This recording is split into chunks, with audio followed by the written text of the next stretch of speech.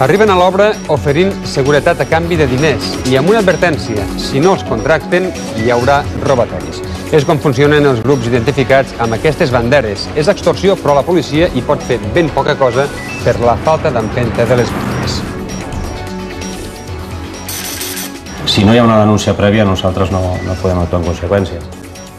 Obrim aquesta segona part fixant-nos en un fenomen àmpliament estès a les obres, però difícilment perseguit. Ens referim als particulars serveis de vigilància que ofereixen alguns grups o bandes. En general es tracta d'un oferiment difícilment rebutjable perquè el constructor s'arrisca a patir robatoris en l'obra si no l'accepta. Els Mossos poca cosa hi poden fer perquè pràcticament ningú ho denuncia. Per això sorprèn la denúncia que ha presentat avui un constructor de Capellades. El presumpte extorquidor ja està detingut.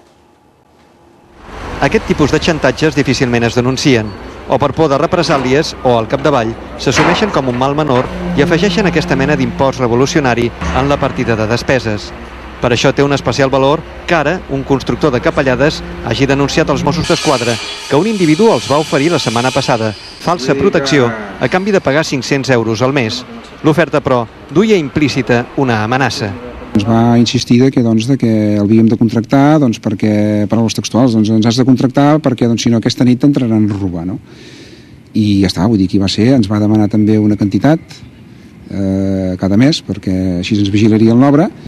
La denúncia de l'empresari va fer que els Mossos acabessin detenint l'autor, un jove de 21 anys, veí de Castellbisbal, que, cridat a comissaria, va reconèixer haver ofert els seus peculiars serveis de seguretat.